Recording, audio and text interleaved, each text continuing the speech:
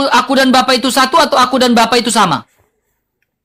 Aku dan Bapa itu adalah satu karena firman yang disampaikan dari Satu Bapa. atau sama? Saya tanya ulang lagi, Ya, satu sama. atau sama? Sama. Ah, ini Wanes kamu. Bukan, begini loh. Rabu Abu beda dengan Paskah, Trihari Suci berbeda. Iya kan Kamis Putih, Rabu Abu. Gini, Rabu Abu itu masa Prapaskah, memasuki masa Prapaskah, ya. Sementara Trihari Suci itu berbeda. Ya, dua hal yang berbeda. Jadi itu jangan kamu samakan. Rabu Abu itu di masa Prapaskah, mau sebelum masa Prapaskah.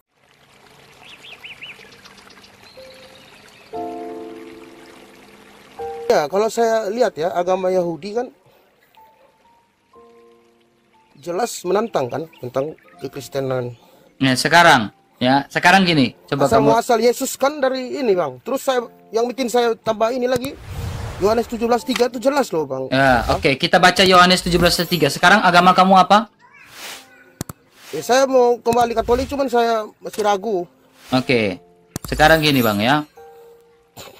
Yang menjadi cium salib, yang menjadi permasalahan itu apa? Rabu Abu.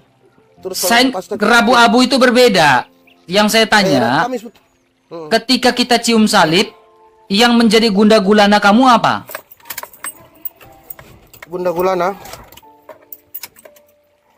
Cium kaki, cium salib Yesus. Oke, ketika kita mencium salib Yesus, orang Katolik itu sebagai bentuk penghormatan, sebagai makna teologis di balik salib itu. Ya, orang Katolik tidak pernah mengatakan mencium salib itu bisa menghapus dosa sehabis-habisnya. Itu. Ya, orang Katolik berbeda dengan pemahaman orang sebelah. Mencium ini bisa menghapus dosa, mencium itu bisa menghapus dosa. Itu berbeda. Orang Katolik mencium ikon rohani di belakang, ini sebagai bentuk penghormatan. Tetapi orang Katolik tidak pernah mendewakan ikon seperti di belakang sini, lalu mengatakan bahwa mencium ikon ini bisa menghapus dosa sehabis-habisnya. Enggak pernah. Itu poin pertama. Karena itu sebagai bentuk penghormatan saja. Kedua apa? Yohanes 17 ayat 3. Ya. Oke, kita baca ya. Inilah hidup yang kekal itu, yaitu bahwa mereka mengenal Engkau, Yesus, satu-satunya Allah yang benar, mengenal Allah yang benar dan mengenal Yesus Kristus yang Engkau utus. Jadi untuk mendapatkan hidup yang kekal harus percaya kepada Yesus atau Mamat? Kepada satu-satunya Allah yang benar di situ, Bang. Dan mengenal siapa? Ini kan satu paket. Iya, Yesus sebagai utusan itu. Yesus sebagai utusan atau Mamat sebagai utusan?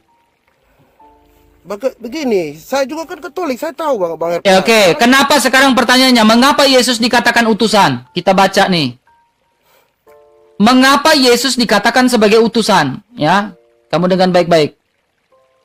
Nah, ini kita lihat ya ayatnya. Yesus dikatakan sebagai utusan. Mengapa Yesus dikatakan sebagai utusan? Nah, ini.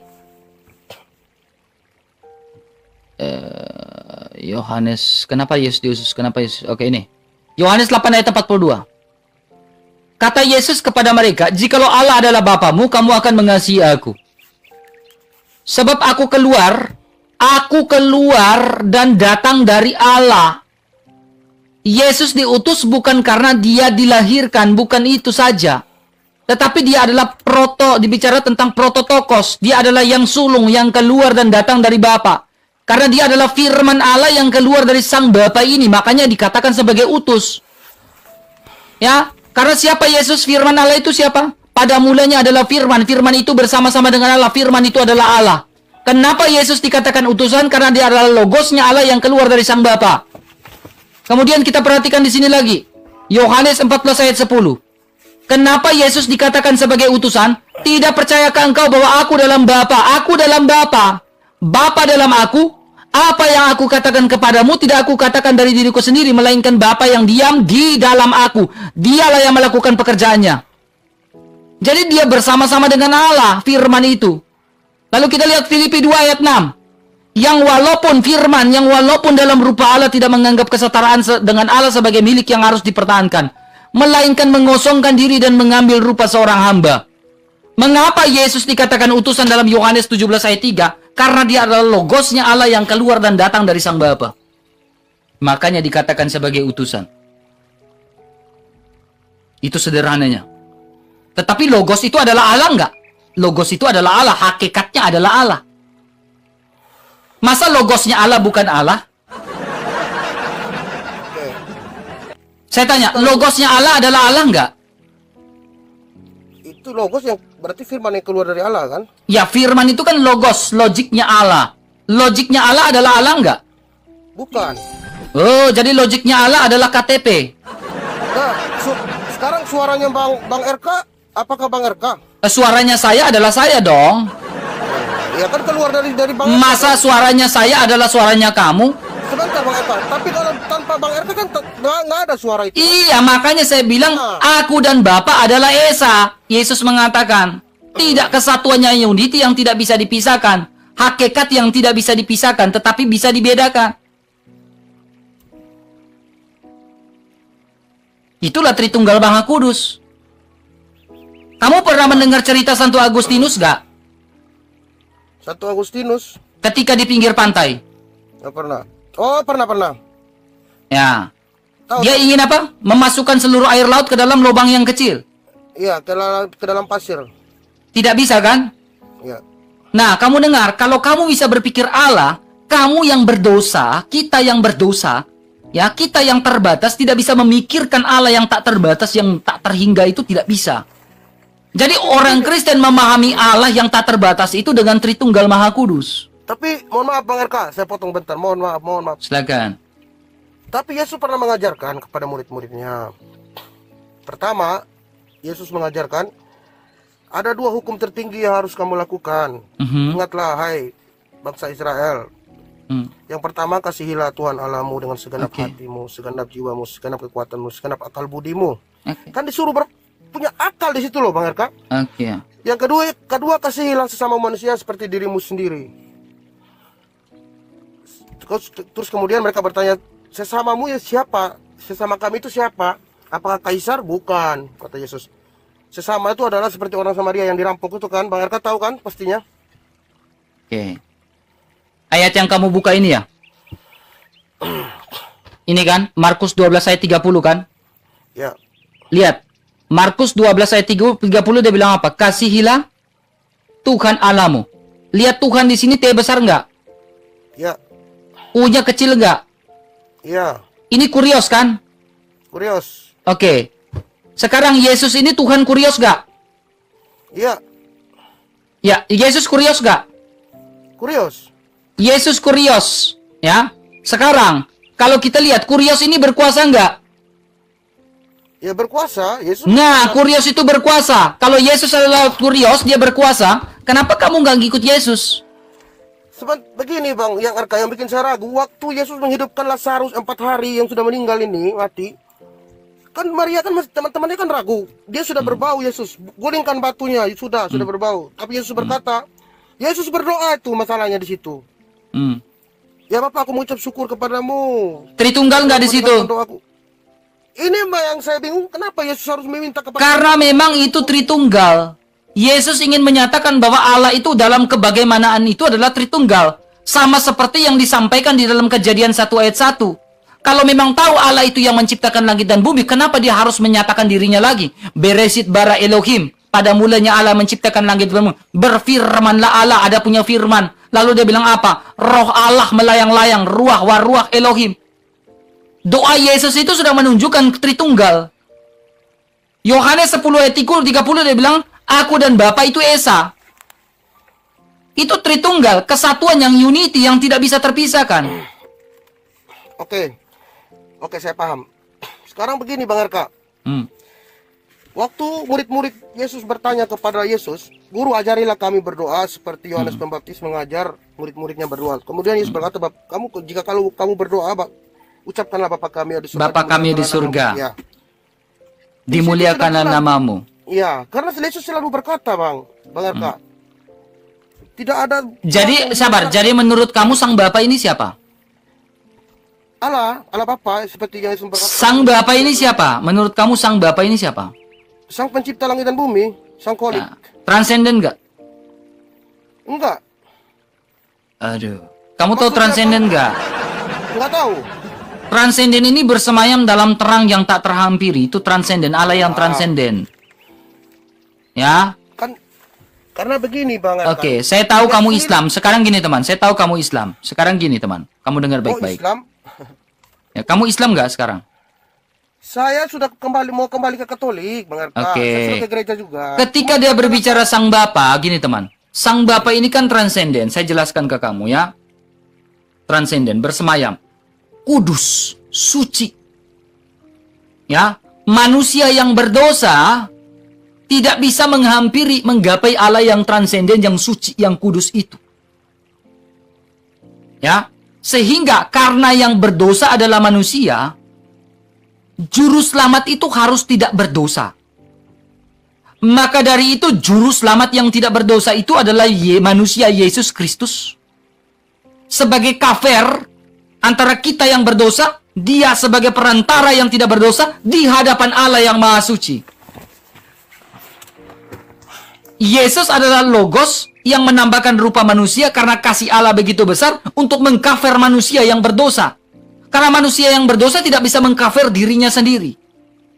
Sehingga manusia yang tidak berdosa ini mengkafir manusia yang berdosa di hadapan Allah yang transenden yang Maha Suci. Makanya kita butuh Yesus yang tidak berdosa. Tidak ada juru selamat lain yang juru selamat itu harus tidak berdosa. Makanya sebelum dia itu melakukan apa? Dia diuji. Dia berpuasa 40 hari. Tapi tidak berdosa. Dalam keadaan sebagai manusia, Alkitab mencatat, tidak ada dosa sama sekali. Orang berdosa tidak bisa menolong orang berdosa. Manusia berdosa tidak bisa menolong manusia berdosa. Ya. Logika Santo Gregorius bilang apa? Orang lumpuh tidak bisa tolong orang lumpuh. Orang buta tidak bisa turut tuntun orang buta. Orang berdosa tidak bisa menolong orang berdosa. Orang berdosa harus ditolong oleh juru selamat yang tidak berdosa. Agar mengkafir kamu di hadapan Sang Bapa yang suci itu. Itulah perantara. Yesus adalah perantara antara manusia yang berdosa dengan Bapa yang suci. Dan Yesus adalah imam agung. Makanya Kristus memiliki gelar sebagai imam. Dalam bait suci Yahudi, ya, dalam bait suci Yahudi, yang bisa memasuki ruangan kudus dan maha kudus itu hanya imam. Umat biasa tidak bisa masuk. Yang menghapus dosa adalah imam. Tetapi Yesus bukan imam biasa. Alkitab mencatat, dia bukan imam biasa. Dia sudah melintasi ruang dan waktu. Bukan dengan darah anak domba, tetapi dengan darahnya sendiri. Karena upah dari dosa adalah maut dan kasih Allah begitu besar. Bang Arka, mohon maaf. Saya paham Bang Arka ngomong. Terima kasih. Saya hanya berkontradiksi dengan hati saya Bang Arka. Jujur ya saya ngomong ya. Ini mohon maaf teman-teman kita yang sama-sama Katolik. Ya Pak. Kalau saya ke gereja, kenapa kita di gereja kita tuh harus selalu ada patung Bunda Maria dan patung Yesus? Sedangkan saya baca setelah saya pelajari Alkitab, selama ini saya nonton ini, saya baca Alkitab, di situ jelas Yesus dia di Perjanjian Lama jelas melarang, Bang Arka. Oke. Jangan kamu buat patung yang seperti di bumi, seperti di atas, di bawah bumi, di bawah laut. Oke, sudah itu. Bentuknya. Ya. Sudah? Ya. Ya. Jadi ketika Nabi Allah menyuruh Nabi Musa membuat dua patung, membuat patung ular tembaga, apakah salah? Ular Tidak. tembaga, tidak. Ketika Allah menyuruh bangsa Israel untuk membuat dua patung kerub, lalu bangsa Israel sujud kepada dua patung kerub, apakah Allah dengan ukurannya masing-masing? Patung kerub itu di atas tabut perjanjian Allah. Dan di dalam tabut perjanjian itu diisi dua loh batu. Lalu mereka sujud kepada dua patung kerub yang Allah suruh buat itu, apakah Allah yang berdosa atau manusia yang berdosa? Di sini berbicara tentang posisi hati kita.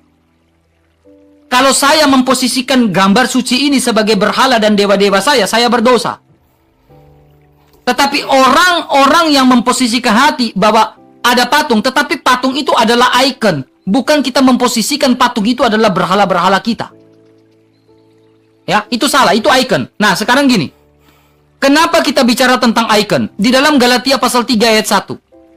Galatia pasal 3 ayat 1, karena firman terbatas dalam tubuh, maka dia dapat dilukiskan. Ya, lalu dikukuhkan dalam sebuah konsili. Konsili Nicea 2 tahun 747. Itu dapat dilukiskan lewat lukisan patung maupun lukisan seperti yang di belakang saya ini. Nah, kenapa harus Maria?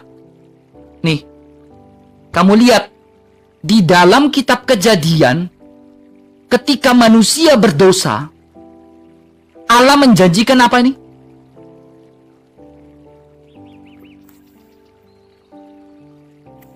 Perempuan. Perempuan ini. Siapa perempuan yang akan melahirkan juru selamat ini dalam Kejadian 3:15 ini? Ya itu perumpamaan Yesus kan, kalau yang saya tahu saya. Perempuan ini adalah Maria yang dijanjikan. Makanya kenapa ada ikon Bunda Maria di dalam gereja? Karena apa? Tabut, dengar yang tadi. Allah tanpa tabut perjanjian itu tidak mungkin. Begitu pula Yesus dengan Maria. Yesus tanpa Maria itu tidak bisa. Karena memang sejak semula sudah dijanjikan. Karena Maria adalah tabut perjanjian Allah yang baru. Tabut perjanjian Allah yang lama itu apa? Yang dibuat 2 patung kerub. Lalu orang Israel sujud. Jadi Maria adalah tabut perjanjian Allah yang berisi, aku ini hamba Tuhan, terjadilah padaku menurut perkataanmu. Lalu dia bilang apa? Jiwaku memuliakan Tuhan, hatiku bersorak-sorai karena juru selamatku. Sabda sudah menjadi daging dan diam di antara kita. Itulah sabda yang menjadi tabut perjanjian Allah yang baru. Maria sebagai tabut perjanjian Allah. Jadi kalau Yesus tanpa Maria, itu sesuatu yang mustahil. Iya, iya. Maria tanpa Yesus itu sesuatu yang mustahil. Itu sama seperti Allah tanpa tabutnya. Iya, iya. Itu bisa saya terima ya. Oke, mantap. Tidak masalah itu, karena saya juga meyakini sama seperti yang Bang Eka katakan itu sama. Saya merasa patung Bunda Maria sebagai lambang kan. Kami kami minta doa, kami malah minta didoakan sama Bunda Maria, bukan kami menganggap dia Tuhan. Tidak. Bukan. Ya. Itu tidak. Kami meminta doa kepada Bunda Maria. Bersama Bunda Maria. Coba buka Kisah Rasul pasal 1 ayat 15. Tidak. Para rasul berdoa bersama-sama Maria. Karena begini, kalau bagi saya Bang RK, kalau tentang Bunda Maria ini, saya mengingat di mana mujizat pertama Yesus itu dilakukan karena yang meminta itu adalah ibunya waktu dia merubah air menjadi anggur. Belum saatnya Yesus berkata, tetapi karena engkau yang meminta, maka terjadilah waktu itu. Terjadi. Iya, air menjadi anggur. Oke, itu Per Mariam et Jesum, betul. Iya, yang menjadi dilema hati saya Bang RK, jujur ya. Karena setelah saya baca semua kisah para rasul tentang surat Paulus itu, yang menjadi ini, kenapa Paulus membatalkan hukum Taurat, itu yang membuat saya itu. Kamu bagus pertanyaan kamu. Pertanyaan kamu bagus. Saya tunjukkan kamu data. Siap. Pertanyaan kamu bagus. Hukum Yahudi ya, sahabat Katolik. Jadi gini, ya. Ada 3 hukum dalam perjanjian lama, Pak. Ya. Kenapa Paulus membatalkan hukum Taurat? Ya, tidak semua hukum Taurat itu dibatalkan. Karena ada 3 hukum dalam Yahudi. Yang pertama hukum moral.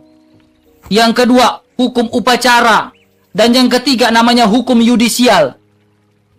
Ya, kita melihat dari hukum moral. Hukum moral ini, ya, ketika orang melakukan bersalah, suatu kesalahan, berzina atau seperti apa, mereka akan dirajam, betul? Betul. Oke. Dibatalkan. Dan Paulus ngomong betul, dibatalkan. Karena musim rajam sudah tidak ada lagi di dunia ini, di Indonesia ini juga sudah tidak ada. Mulutnya Rasul Paulus itu sudah diurapi oleh Roh Kudus, makanya betul dia omong. Itu namanya hukum moral. Ada lagi namanya hukum upacara. Nih, saya tunjukkan. Kenapa dibatalkan? Yang pertama hukum upacara. Hukum ekspresi memisahkan suatu yang sakral, yang duniawi, ya, kodrati. Prinsip hukum ini persembahan, kesakralan, penyucian, persembahan. Nah, ini hukum upacara. Ya. Kenapa kita berbicara dibatalkan hukum upacara seremonial itu dibatalkan? Dulu orang menyembeli domba itu pakai apa? Menyembeli di dalam bait suci itu menyembeli pakai apa? Domba kan sebagai kurban. Oke? Iya. Sebagai kurban. Sekarang di gereja tidak ada lagi bawa domba di depan altar lalu sembeli kurban, nggak ada.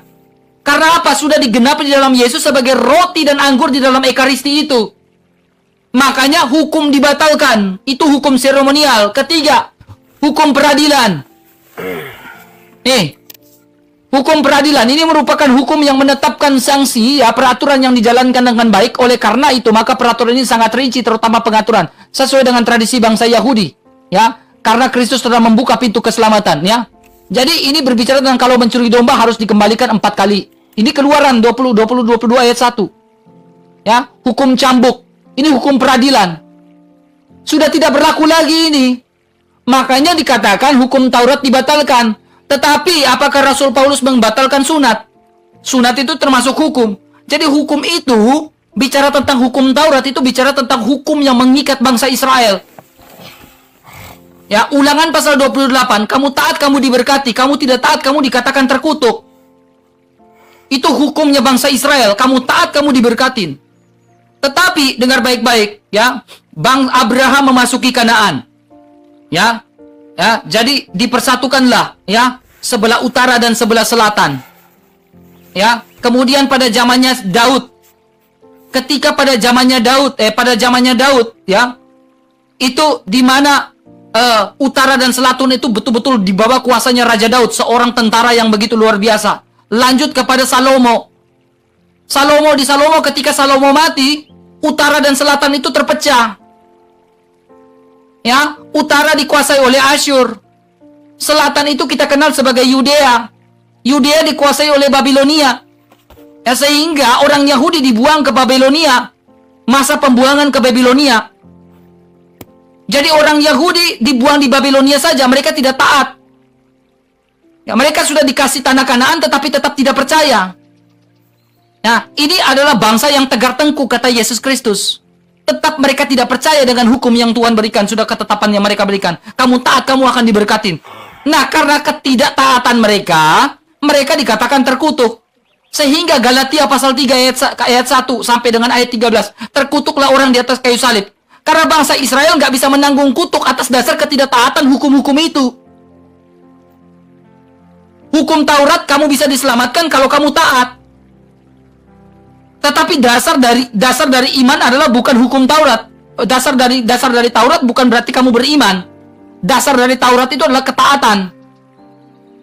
Tetapi ketika Yesus datang itu sudah selesai. Tetelestai, sudah selesai kata Yesus. Jadi kenapa dibatalkan? Karena memang hukum-hukum itu sudah dibatalkan. Gitu. Ngerti? Ngerti nggak sampai di sini? Ya, saya jadi teringat kisah di mana waktu orang Farisi dan ahli Taurat itu menangkap seorang perempuan yang sedang berzina, kemudian berkata kepada guru, kami menangkap perempuan ini sedang berzina, ya kan? Lalu Yesus tunduk dan menulis di jarinya di tanah.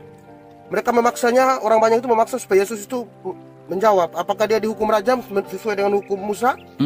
Kemudian Yesus berkata, jikalau di antara kalian ada yang tidak berdosa, dialah orang pertama yang merajam. Namun karena mereka takut merasa berdosa, ya satu persatu pergi. Itu maksudnya menggenapi, atau karena Yesus berkata, aku datang ke dunia ini, jangan kamu kira aku datang untuk menggenapi hukum Taurat, untuk meniadakan hukum Taurat, melainkan aku datang untuk menggenapi hukum Taurat. Menggenapi hukum Taurat. Iya, aku datang bukan untuk membatalkan. Jadi Yesus, jangan kau mengira aku datang untuk membatalkan hukum Taurat. Dirajam nggak perempuan yang berzina itu? Ya, tidak dirajam. Tidak dirajam, berarti menggenapi nggak? Ya, makanya saya bertanya, apakah itu yang disebut menggenapi? Ya, dia menggenapi. Tetapi karena itu, bicara tentang menggenapi, ya ada hal-hal yang lain yang memang sudah ditiadakan. Rajam itu sudah tidak pakai lagi, tetapi sunat dipakai nggak? Sunat itu berlaku untuk Yahudi. Ya, apakah Paulus tidak mengajarkan sunat? Paulus mengajarkan sunat. Paulus tahu siapa yang harus disunat, Paulus tahu siapa yang tidak harus disunat. Timotius disunat nggak? Kisah Rasul 16 ayat 2. Disunat karena Paulus tahu ibu dari Timotius adalah seorang Yahudi. Kisah Rasul 16 ayat 3, 2 dan 3. Jadi mereka bilang Paulus tidak mengajarkan sunat. Ya, Paulus lebih pintar daripada mereka para polemik-polemik itu. Paulus lebih pintar. Orang gurunya seorang Gamaliel kok, Rabin Gamaliel kok. Siapa yang harus sunat, siapa yang tidak harus disunat? Oh, Paulus gak disunat. Kenapa mereka gak sunat? Mereka disunat itu atas dasar apa? Ketidaktahuan mereka. Standar isi perjanjian Yahudi tentang sunat itu adalah bicara tentang apa? Itu tentang aturan juga. Abraham dengan keturunannya. Abraham dengan bangsa-bangsa Israel. Abraham yang menjadi budaknya Abraham baru disunat. Lah wong kamu bukan budaknya Abraham, kenapa kamu disunat? Tetapi kalau bicara tentang sunatnya orang Kristen ini panjang. Ya. Dan kamu telah disunat dalam baptisannya. Kolose 2 ayat yang ke-16. Kamu telah disunat nggak? Kamu sudah disunat. Alkitab sudah disunat nggak? Sudah. Sudah kalau saya pribadi Bang RK, sunat bagi saya itu adalah sunat hati. Bukan hati juga. Baptisan itu adalah sunatmu. Karena sunat itu dilakukan pada usia 8 hari. Kamu dipasu-pasu, kamu diberkati, kamu dibawa ke gereja pada masih kecil. Nah itulah sunat di dalam kekristenan. 1 kali seumur hidup. Gak ada sunat 2 kali.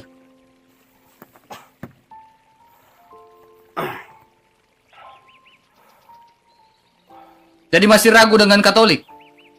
Masih ada sih, tapi Pak RK kayaknya lagi sibuk. Silakan, apa yang mau tanyakan? Saya akan buat kau sampai login lagi hari ini, silakan. Jadi sebelum Paskah ini minta sakramen pertobatan ke pastor, bilang pastor saya ini terlalu dangkal saya pastor sampai saya meninggalkan Yesus. Minta sakramen pertobatan. Silakan, apa yang mau kau tanyakan? Baik. Kita kan ada pengakuan dosa setiap Sabtu pada pastor. 1 tahun 2 kali, Pak. Ya. Maksudnya pengampunan dosa yang bagi saya tuh, jikalau kita sadar perbuatan kita salah, kita bertobat, walaupun kita bertobat sendiri, langsung kita berdoa sendiri gitu Bang RK, tanpa kita harus melalui pastor, kita bertobat sendiri dan kita berjanji dalam diri kita sendiri agar kita tidak mengulangi lagi perbuatan yang sama. Saya yakin Tuhan akan mengampuni kita. Oke, terima kasih. Menurut Bang RK, apakah saya udah ngerti? Yakobus pasal 2, ya kalau kita buka dalam kitab Yakobus pasal 2 mengatakan seperti ini. Memang bisa. Tetapi gereja tradisi dari zamannya Israel sampai sekarang itu memiliki tradisi yang cukup jelas, ya. Cukup. Jadi dalam gereja Katolik maupun Ortodoks ada 7 sakramen. Salah satunya sakramen tobat. Ya. Jadi gini, Yakobus mengatakan, hendaklah kamu saling mengampuni dosamu. Sesama dengan sesama saling mengampuni dosamu. Gak bisa diri kita sendiri. Sesama dengan sesama. Hendaknya kamu saling mengampuni. Saling memberitahukan dan mengampuni dosamu. Itu pertama. Kedua, ini berbicara tentang sebuah hukum di dalam sebuah tradisi di dalam Taurat.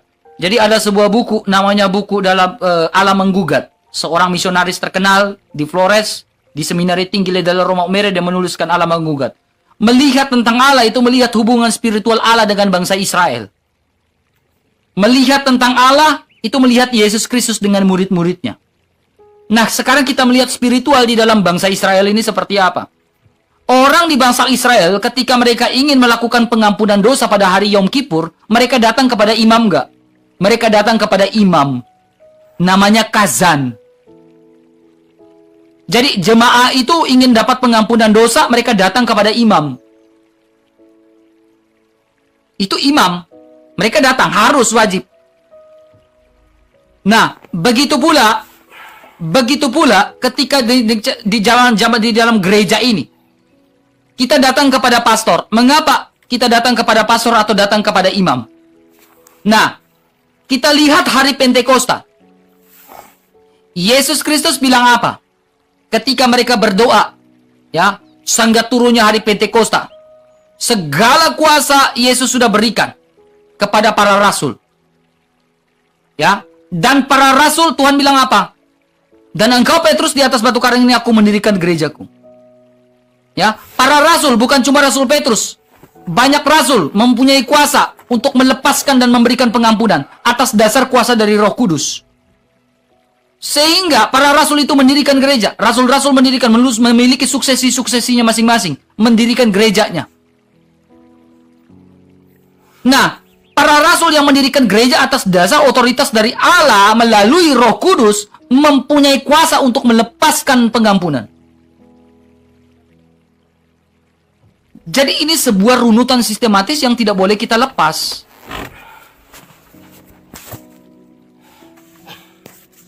Setelah Yesus datang kan Yesus bilang, ya, aku akan menyertai engkau sampai akhir zaman. Otoritas gereja itu sangat jelas. Kalau tidak ada gereja, untuk apa Tuhan mendirikan gereja? Karena gereja sangat penting sehingga Tuhan mendirikan gereja melalui dasar para rasul. Sehingga kalau kita buka dalam Wahyu pasal 12, ya, Wahyu pasal 12 itu mengatakan apa? Ya, dituliskan jemaat atau gereja yang dituliskan di atas dasar para rasul. Para rasul yang mendirikan gereja dituliskan di situ. Yesus Kristus sebagai imam, sebagai batu penjuru. Jelas sekali. Kalau tidak ada gereja, untuk apa Tuhan mendirikan gereja? Jadi kalau bilang gereja, Yesus tanpa gereja, itu adalah Yesus yang imajiner.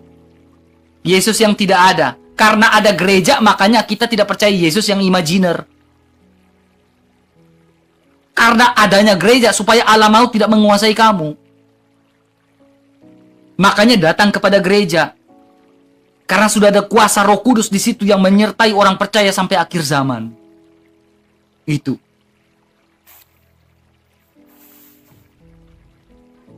Apalagi, Bang? Oke.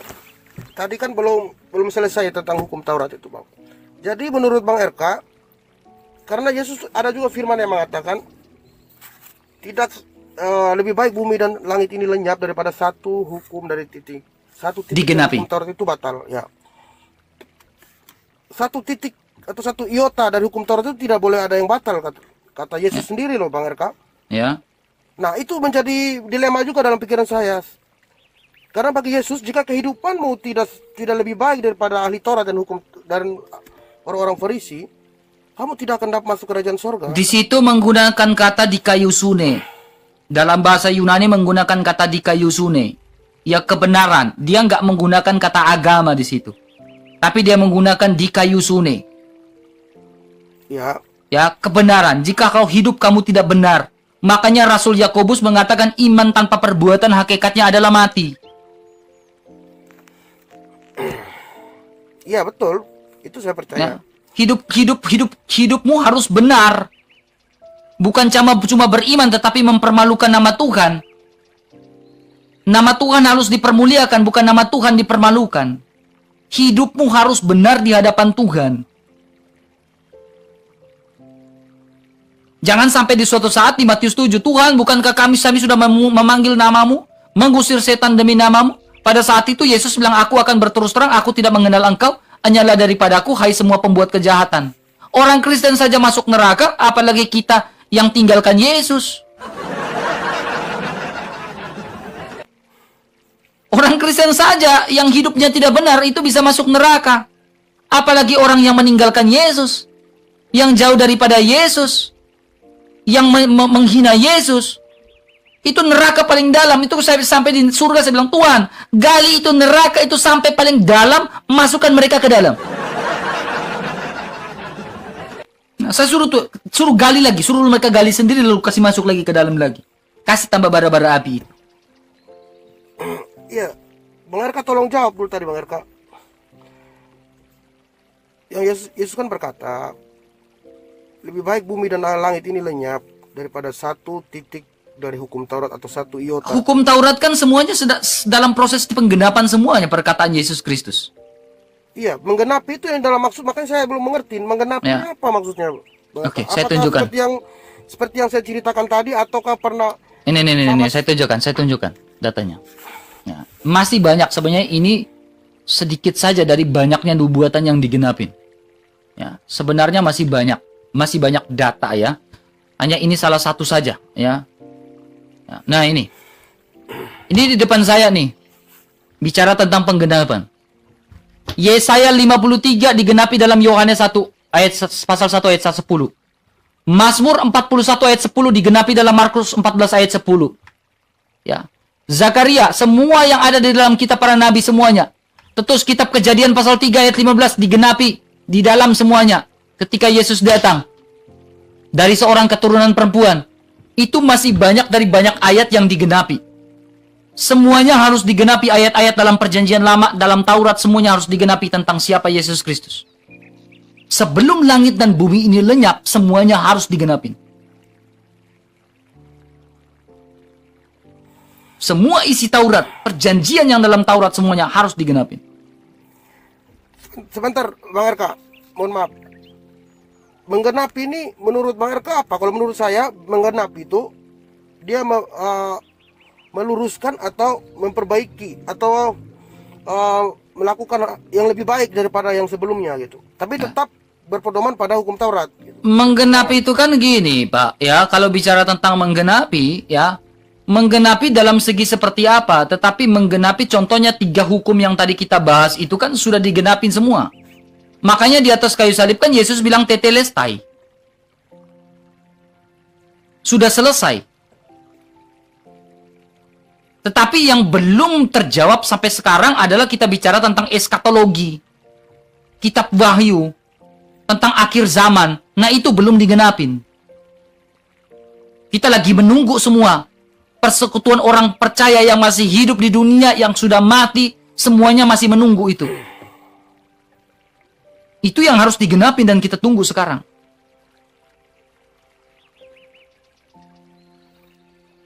Hal-hal dasar seperti ini sekarang masalah keimanan, keselamatan. Ya, kamu yakin nggak melalui Yesus kamu selamat?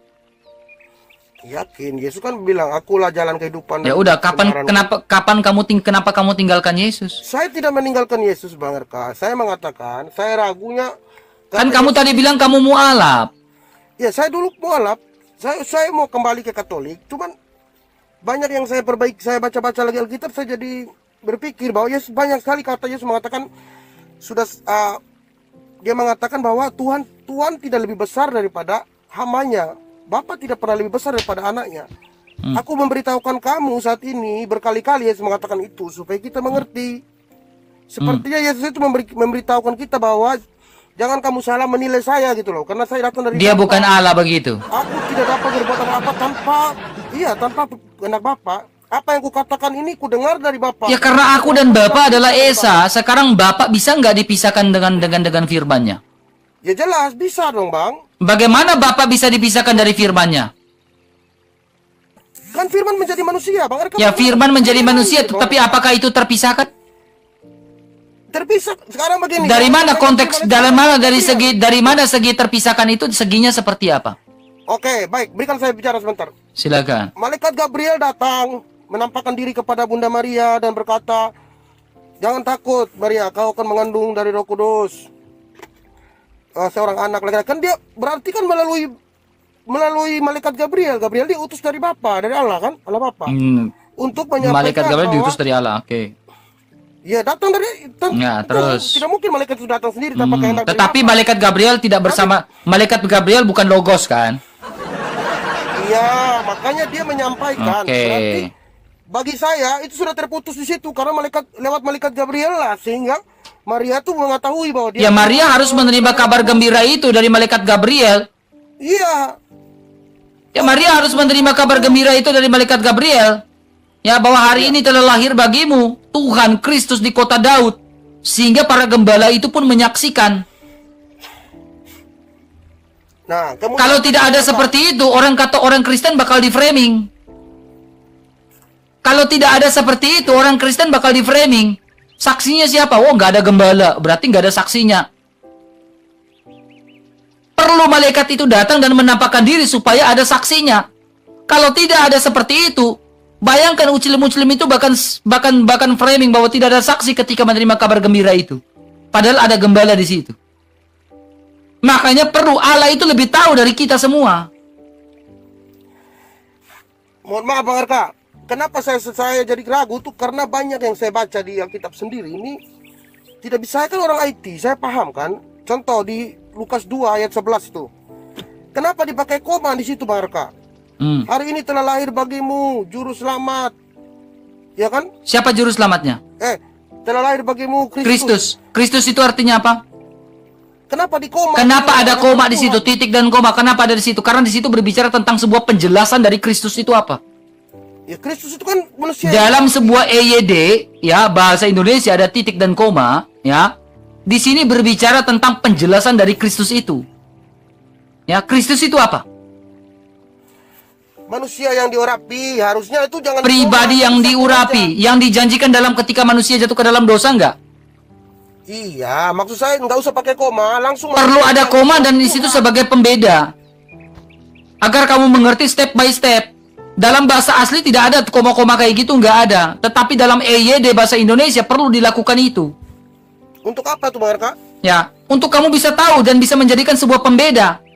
Kristus, Tuhan penguasa. Kristus yang diurapi, disebut sebagai gelar kepenguasaan. Tuhan di kota Daud. Itu ada hubungan kota Daud, ada hubungan dengan Kristus, ada hubungan dengan penguasa itu. Makanya ada koma, titik koma itu sebagai penjelas dan pembeda. Tapi kenapa yang bagi saya begini Bang RK? Seharusnya Kristus Tuhan karena manusia yang diurapi Tuhan. Seperti itu kan lebih logis gitu bagi saya. Kenapa harus pakai koma gitu loh? Ya, kalau pakai koma nanti seperti Vanes dong. Bilang Kristus itu, Yesus itu Bapa. Tidak dong, Yesus itu anak. Iya dong, kalau kita tidak ada koma di situ kan nanti orang-orang yang tidak mengerti akan bilang Kristus itu Bapa. Bagi saya yang bilang Atau jangan sampai kamu ini Vanes. kalau yang bilang Yesus itu Bapa itu Enggak, saya tanya, apakah kamu Vanes? sudah saya bilang sesat yang mengatakan Yesus Bapa. Ya udah, makanya gini. Jadi kenapa harus di situ supaya kalau disatukan gini tanpa koma, ya orang akan Vanes akan dengan senang hati di situ. Wow, itu Kristus adalah Bapa. Tidak dong. Sekarang Yesus saja berkata, aku keluar dari Bapa, aku datang dari Bapa. Ya, Bagaimana dia bisa dia itu Bapa? Gitu. Praeksistensi dari Bapa berarti dia adalah firman Allah dong. Iya, saya percaya Logosnya firman Allah, logosnya Allah bersama-sama dengan Allah atau tidak? Pada mulanya adalah firman kan? Nah, kalau pada mulanya adalah firman, firman itu bersama-sama dengan Allah, sehakikat nggak logos dengan sang Bapa? Sehakikat awalnya. Sehakikat, ya. Ya, ketika dia inkarne, sehakikat nggak? Tidak lagi sekali tidak. Nah, berarti kamu Unitarian. Sekarang begini. Berarti pemahaman kamu ini Unitarian, bukan Tritunggal. Kamu Unitarian jatuhnya. Saya kok Katolik dan Bapak Putra Kudus Amin kok. Iya, kamu Katolik, tetapi pemahaman kamu bilang dipisahkan. Nah, itu sudah jatuhnya kamu Unitarian. Sekarang begini Bang RK. Kita Gitu. jadi Katolik kan kita kan kalau Katolik jelas. Bisa nggak sekarang Bapa tidak bisa, Putra tidak usah, Roh Kudus tidak usah omong. Hanya Bapa saja, bisa nggak? Tidak bisa. Nah, karena ini sehakikat Bapa, Putra dan Roh Kudus itu tak terpisahkan. Iya, Kalau terpisahkan, berarti cukup Bapa saja, tidak usah. Maksud saya begini, dia tiga pribadi yang berbeda tapi satu gitu loh. Satu apanya? Ya satu bahwa dia itu adalah sama-sama Tuhan yang datang dari Tuhan. Saya tanya, satunya apanya? Bukan begini, yang menciptakan. Saya tanya, satu apanya? Satu apanya? Satu dari Bapa kan? Berasal dari Hakikatnya atau apanya? berasal dari Bapa. Hakikat atau tidak? Tidak ada tulisan hakikat di Alkitab. Nah, berarti kamu Vanes atau Unitarian nih? Bukan begitu, Bang RK. Yesus bilang aku datang dari Bapa. Jadi Aku dan Bapa itu satu, aku dan Bapa itu satu atau aku dan Bapa itu sama? Aku dan Bapa itu adalah satu karena firman yang disampaikan dari Satu Bapa. atau sama? Saya tanya ulang lagi, Ya, satu sama. atau sama? Sama? Ah, ini Vanes kamu. Bukan, begini loh. Maksudnya Kamu kena aku nih, pada- di dalam Alkitab tidak pernah mengatakan aku dan Bapa adalah sama. Tidak sama. Ya hanya yang mengatakan aku dan Bapa itu sama hanya Vanes. Modalism, sabialism. Nah, ini Bang RK nggak paham. Ya, Bukan saya nggak paham. Coba kamu tunjukkan kepada saya aku dan Bapa adalah sama. Coba. Yohanes 10:30. Aku dan Ya, Bapa Yohanes adalah 10 ayat 30. Saya tunjukkan kepada kamu. Yohanes 10 ayat 30. Apakah di situ aku dan Bapa adalah sama? satu bukan. Saya tanya sama nggak? Tadi kamu bilang sama nggak? Loh, kalau satu kan sama dong. Bang RK gimana sih? Oke, kita buka saja masoretnya sajalah. Saya memang tidak suka masoret sebenarnya ya. Biasanya Kalau septu. satu Tapi kan kita buka sama. masoret saja. Aduh. Ayat ini saya menggunakan masoret ya. Sama dalam arti perkataan, bukan berarti Ya. tidak. Ya, ini. Oh, berarti kamu Unitarian itu. Loh, Unitarian. Coba kamu lihat di sini. Begini, saya mengatakan. Coba sabar. Kayaknya saya baikin kamu agak sedikit kamu ngeyel nih. Coba kamu baca. Saya pakai masoret aja. Coba. Kalau saya pakai ini kamu nggak ada. Aku berbuat. Iya, coba kamu baca dulu. Apa ini? Silakan, Pak, baca. Enggak, kamu baca. Aku dan Bapak sama nggak? Coba baca. Bisa nggak? Kalau nggak bisa saya yang baca. Ya, baca. Silakan. Bisa atau tidak? Tidak. Oke, ani fahaaf ekat. Ekat ini sama atau satu? Esa. Satu. Ekat dengan sama nggak? Satu. Saya tanya ekat dengan kata sama nggak? Katanya berbeda tapi maknanya sama. Nah, mana bilang kau bilang maknanya berbeda? Maknanya sama. Beda. Loh. Kalau bicara keesaan itu sesuatu yang unity yang tak terpisahkan. Jadi aku itu berbeda dengan Sang Bapa, tetapi keesaan yang unity. Bukan berbicara aku dan Bapa itu sama dan bukan unity, bukan hakikat. Itu dua hal yang berbeda. Berarti, oke, menurut Bang RK, satu itu berbeda atau sama? Satu itu kan dalam konteks dalam arti bahasa. Bahasa Indonesia ini kan terbatas. Enggak, Ya kan? sama Kalau kita lihat satu dalam bahasa Indonesia, dia tidak bisa diterjemahkan ini satu bentuk singular atau satu bentuk feminim atau satu bentuk apa, tidak bisa. Sehingga kalau kita lihat dalam tata bahasa Yunani maupun Ibrani, ya, satu ini memiliki namanya satu tapi diterjemahkan keesaan. Kalau Anda bilang satu, ya, yang sama dengan Bapa, kenapa dia menggunakan wahid, yakit? Bang RK, Nih, kamu lihat baik-baik. Kamu lihat baik-baik. Kalau kamu bilang sama, kalau kamu bilang aku dan Bapak itu sama, kenapa nggak gunakan di sini yakit aja? Berbeda, sudah saya bilang berbeda. Iya, kalau kamu bilang berbeda, tadi kamu jangan standar ganda dong dengan saya, kan? Tidak dong. Jangan standar ganda dengan saya, teman. Gini, teman. Nggak kasih saya jawab. Bicara. Kamu perhatikan di sini, anakmu ini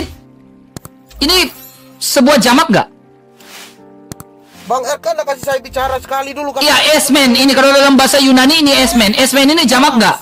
Saya akan jawab, tunggu saya tanya dulu. Satu menurut Bang RK sama atau beda? Itu loh. Saya bilang esa. Tidak, satu. Satu yang esa, bukan satu yang yakit. Tidak, pertanyaan saya, menurut Bang RK satu itu apakah berbeda atau sama? Saya sudah jawab, satu yang ekat, bukan satu yang yakit. Oh, berarti Bang RK, kalau bagi saya satu itu berbeda. Ya, satu yang seperti apa? Coba jelaskan sesuai grammarnya. Baik. Dalam Alkitab jelas. Satu dalam bahasa Yunani yang di situ digunakan, satu di situ. Sebentar. Coba gunakan. Waktu orang menikah, Yesus ada firman mengatakan kamu bukan lagi dua melainkan satu. Tapi Ekat nggak? Unity nggak? Makanya saya tanya, Unity nggak? Saya tanya itu unity nggak? sama atau berbeda itu loh? Berbeda tetapi unity nggak?